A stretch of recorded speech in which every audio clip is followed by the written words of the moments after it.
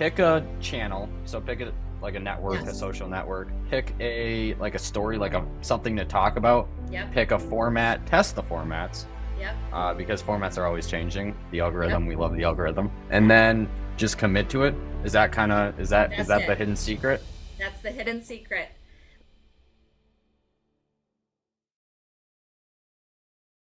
In 2022, you made it to the top 1% of real estate agents in the Twin Cities. Yep. What were the building blocks to, take you there? Okay. Number one is definitely consistency. Hmm. Because I find that realtors like to chase gold nuggets, right? Like, so what's working for this realtor? They try it for a little bit and they're like, nope, that didn't work. Try this for a little bit. Nope, that didn't work. So my plan was like, I'm going to find three things that I'm really good at or that I enjoy doing. And I'm just going to go 100% in. I'm not going to do it for 3 months, 6 months. Like I'm committing for the long haul. And so I picked those three things and owned it and just committed to doing it super consistently. And I think that's really what launched our success. What were those three things? Yeah, good question. One, marketing is a big deal to us, but video was huge for us. So, and I was not interested in doing video initially at all. So my coach kind of pushed me into video, but video was a game changer for us. And once I started doing video, I was like, okay, I got a little bit comfortable in front of the camera. And what I found is that people, were watching our videos, sharing our videos, but then when I would go to the appointment, they would like, know, and trust me already. And so it became easier for me to build a relationship. So relationships are super important. So really investing in our clients, finding out who they are, what their needs are. Not every client is the same. So our process can't be the same for every single one of our clients. So that was huge for us. And brand identity, being everywhere, being the agent that's seen everywhere. That was kind of our third thing. And when did you start these three things? Like, when was it? When were like your before phase? I would Yep. imagine is right when you're Yep. starting your own company. And then what was like the thought process of like, okay, I need to do specifically these three things and specifically even more marketing. Like, what was your thought process of, okay, I'm gonna do this, and why'd you pick social media? I would imagine you're doing other things, but social media, you Yeah. guys have seemed to almost own it in the entire space. Yeah. Well, so started in real estate 7 years ago, 2 years in, I was on a team for 2 years, left the team, right? So at that point, you're looking at in our MLS, there's 20,000 agents. How am I, small fish in this big sea, going to stand apart? How am I going to get a name for myself against agents who have been in this market for 20 plus years? And all this competition, right? And so that's kind of where it started. Number one, I got a real estate coach. If you do not have a coach, if you do not have a mentor, that is step one. I will have a mentor and a coach for the rest of my life. So that's step one. Step two is really what I did was instead of looking at all the other realtors in my market to see what they were doing, I started looking at other markets to see what they were doing. And when I started seeing what was working for them, I decided I was going to bring that to my market. So that's why video started. That's why we started investing in social media. At that point, I had to start breaking down what were my three things that I was going to go after, because at that point, it got overwhelming because I started to see all the things that all these realtors were doing and I wanted to do all of them. And it was really identifying through my coach that I needed to pick three. And so at that point, that's when I identified what three things I would want to do. I knew I wasn't going to cold call anyone. I knew I wasn't going to door knock anyone. That is not my style. In fact, I think I've door knocked maybe 4 homes in my life, and I wanted to crawl in a hole and die. Literally wanted to crawl in a hole and die.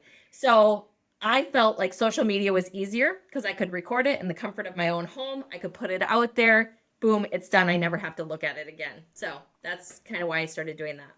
What timeline did you commit to when you started? Like, did you have like for this show that we're on right now, I committed to. I looked my producer, like my right hand man, in the eye, and I was just like, I am doing this for a year. I don't even need to see the arrow be green. Like I was like, I'm doing this for at least a year just to like get my feet wet almost, and then I'll figure out the rest from there. Like, what was your initial commitment? I don't think I had an initial commitment. I just knew it wasn't going to be 3, 6, or 9 months. So maybe it was a year in my mind back then. Okay. I don't really know that I set out with a certain goal in mind. I just knew that this is what I was going to do, and that I was not going to give up doing it. I was going to make it work. It was going to be successful, no matter what it took. I right. That's where I'm at too. Is like it's just you have to pick something, and I think we're in the same pool of like I could go door knocking to businesses. I could go around do the cold calling, but it's like people know, like, and trust you on social media way better. And I like the point that you said about the video is like video is like the new thing now. And the Yes. question I have about that for you is how did you decide on a format? Like you did say you looked at other industries, which I did the same thing. Yep. But how did you decide? Like I've seen you have like these buckets and these types of Mhm. posts that you consistently roll out. How did you decide on a format to you know stick with to almost make the production a little bit easier?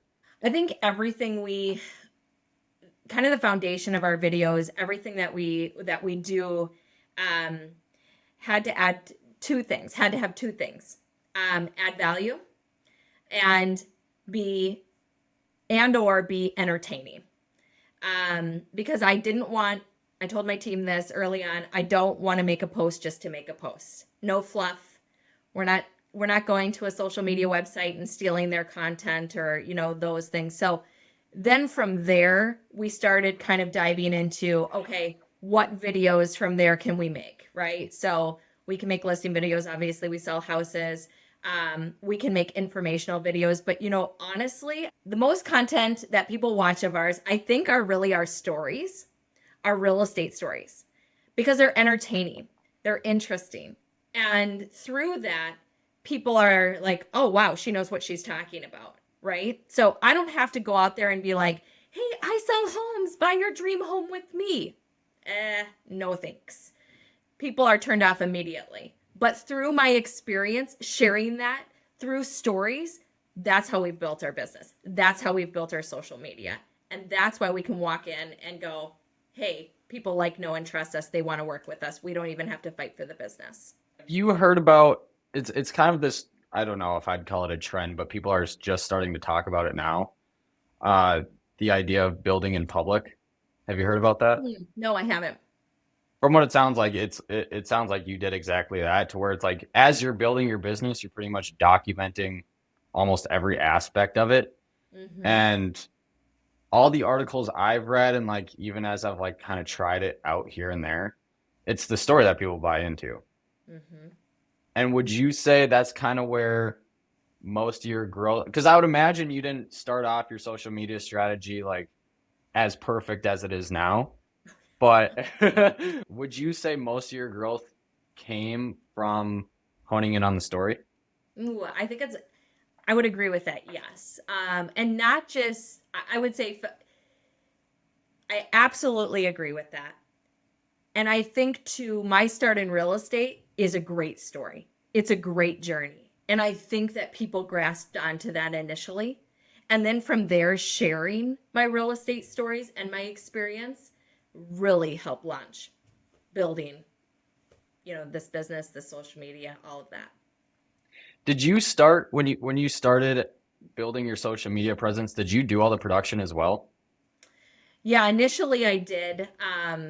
Initially, most of the social media was just me, and then I started hiring a videographer to help with that, which was really expensive. And that's a big question that I get, is how can you justify the cost? When we do it for a listing, it's a pretty significant cost when we do it for a house. And I always just say you have to think about it this way. You can't look at that cost and say, this is how much it was for this listing. This is how much it is for your next 10 listings. because that's what this is accomplishing. This video right here is to get your business for the next 10 things you sell, the next 15 things you sell. So when I broke it down like that and I divided that by 10, I was like, this is a no-brainer. And so Yeah, that's been it our totally makes sense. philosophy. Right. So people look at that initial investment, it freaks them out, and then they don't do video. But if you really look at it from a perspective like that, it makes it much easier. Did you pay attention to certain metrics, or how did you translate sales to social media? Ooh. Really initially, I think it was just like go all in, you have to make this work, right? You have to be different. And there was no game plan. There was no looking at analytics or anything like that. And then when it started taking off and we started to get more followers and you started to see the business come from social media, then yeah, you have to look back and go, okay, what works? What are people watching? What are they not watching? And you invest more into that. So really, we get a lot of our ideas from other agents that are not in our market and bring them here. And a lot of them are great ideas and some of them fail. Some of them are not great in the Midwest. So we're constantly changing things and looking at the analytics of what's working and what's not. But initially, I say try everything and just get comfortable doing it, right? Get comfortable just doing the grind and being super consistent. And then you can take a step back and look at all those factors. And you're just on Instagram, or are you on other platforms as well? Yeah, Instagram's our number one, but we're on all of them: LinkedIn, Facebook, YouTube. We just haven't invested as much into those because Instagram has been so profitable for us that we've just invested most everything, our time, efforts into that Do platform. you have a plan on leaning into other platforms, or are you going to Yeah, stick with the one for now? YouTube, I'm gunning for you. Are you? Yeah. What's the format? What's the idea? YouTube, it's definitely, well, especially since they rolled out, and my marketing person's going to kill me for not knowing YouTube Shorts. Sorry, I couldn't think of Yes. it. Yep. So especially because that's kind of we love Reels on Instagram. So as soon as they rolled out YouTube Shorts, we're going to definitely be investing more in that arena for sure. I did find you on YouTube, and because I'm also thinking about leaning into YouTube pretty Okay. heavily, and I looked at like your Instagram and your YouTube, and I was like, I wonder, like that's something I want to ask Sarah, is like I wonder if she's gonna lean into YouTube. I have heard very good things about it. Yes, a lot of successful agents that I follow that make a ton of video content have really leaned into YouTube and have done a really good job with it. So it's definitely something that that will be kind of our next move. You talked about how you built your social media like strategy presence around your story, and your story is very clearly continuing to go on and on and on. What I'm curious, especially in the real estate realm that you're in, and then maybe even in like the short-term rental space or just the rental space in general, to business owners that not necessarily have completed their story, but Hmm. the main meat of the story is kind of already done and they didn't capture it on social. Hmm. What would your idea around how could they make a successful social media presence? Oh, absolutely. So actually, there is a really amazing agent out of Atlanta, and she has been in the business for 30 years. And didn't do any social media for the first 30 years, right? And now she's entering the space and she's looking at all these agents and she's like, yeah, I can do this. She has built her brand on just telling real estate stories. That's it. I I think she has over 1 million followers on TikTok, just from telling her stories. That's it. So no matter if your story is the past 30 years, that's experience. You can tell those stories and share those stories, and people are going to look at you as the expert in your space because you have the experience. So don't feel like, oh, well, I've been in this space for 20 years. I'm just getting started. No, I'm envious of your position if you're in that position just starting now, because I want to learn from you. What worked well, what didn't, what are the funny things that happened? Like all of that, I just want your knowledge so I am super jealous of a person in that position. That I never would have even thought about that. Even though you haven't documented your story, you still have a story to tell, and You people will have a still story to digest it. tell. Exactly. And I mean, I think of the stories I have 8 years in, and I can only imagine the stories someone else has 10, 20, 30 years in, and the things that we can learn from them. I mean, Yeah, it's endless. it's You endless. everybody has experienced something a little bit different that people will 100%. take something from. Mm-hmm. So would you say pick a channel? So pick a like a network, a Yes. social network. Um, pick a story like a something to talk about. Yep. Pick a format, test the formats, Yep. because formats are always changing. The Yep. algorithm, we love the algorithm, and then just commit to it. Is that kind of is That's that the it. hidden secret? That's the hidden secret. Most people do it 5 times, 10 times, and they're like, "Well, nobody watched it." Yeah. Keep going, keep doing it. Hmm.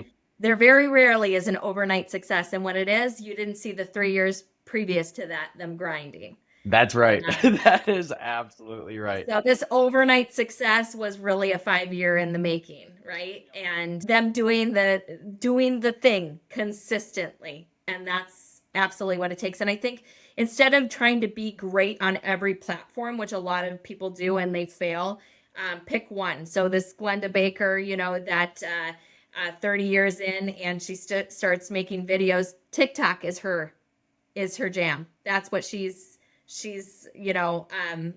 known for, tells stories on. And yes, she puts it on Instagram too, and she's got a huge following on Instagram, but TikTok is the place. So definitely create the content to put on all the platforms, but pick one that you're going to, study the algorithms and really, be an expert in. Yep. Yep. Pick the one, and then once you got that down, you can move on to the next one, like you're Exactly. doing with YouTube. Exactly.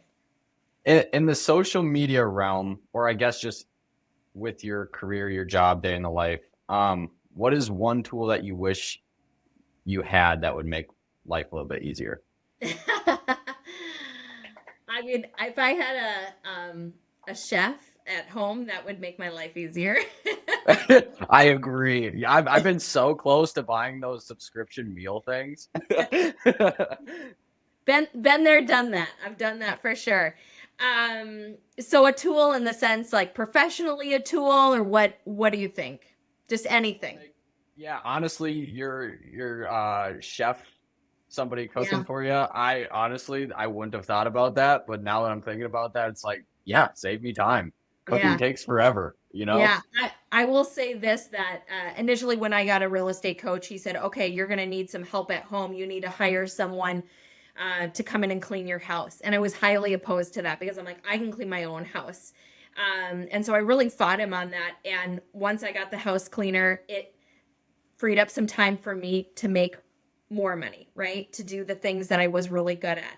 And then he was like, you need to do more. So I got someone who can fold my laundry. Oh my gosh. Yes. I hate doing Literally, that. someone comes in, she folds my laundry, she puts it away. We wash everything, she puts it away. Game changer for me, right? It freed me up to do more of what I'm good at. So that I could sell houses and create content and build a team, right? But those were challenging things. So for me, having two small kids at home, I'm gonna say the tools that I needed was to get things off my plate at home so that I could invest more in my business. And a lot of people have a hard time investing in those things because they're like, it's going to cost too much. I'm not there yet. I wasn't there yet. I couldn't afford a house cleaner when I got a house cleaner. But it kind of, just along with, social media and being consistent, I had to make it work then, right? I was going to make it work. I was going to be able to afford the house cleaner. I was going to be able to afford these things. So kind of, I would say the tool is I wish I had a chef because I'd eat better. And Yes. it would be, a little less chaotic at night, and I could invest in my kids a little bit more after a crazy day. But I would say for anybody else, get that house cleaner now. Whatever is going to free you up at home so you can invest more in your business, do it. You won't regret it. I this is relevant because you brought up mentorship earlier in this. Yeah. my mentor, and I completely agree. I didn't even mention this when we were talking about it, but I was like, yes, absolutely get a mentor. In my head, I was screaming from Mhm. the Yeah. rooftops. The one of the first things he said to me is he goes, once you understand that you have 126 hours in every week, I think something like that. I don't know what the Yeah. exact number was. He goes, you can figure out how to leverage your time and like Yeah. where all your time is being invested. He's like, Elon Musk has 126 hours in a week. You have 120. Everybody has 126 hours in a week. So Yeah. I love that answer. I think it does all come down to how you can leverage your time and you Exactly. know get paid more per hour, per minute, or whatever. Exactly. Other than your Instagram, I'll link your website as well because I think people that follow me on Instagram and read these articles and watch this interview are in the phase of their life to buy a house. So I'll link all those things. Anywhere else you want to send people that are Yeah, reading I this would to learn say more about you? you can find me anywhere. I'm everywhere. That's what people say. You're everywhere. I love that. That's your goal, right? To be everywhere. Yep. So you can find us Facebook, Instagram, LinkedIn, TikTok. We're on all the platforms. Okay. And I'll link YouTube too, because Cool. you'll be rolling that out pretty soon here. Exactly. All right. Boom.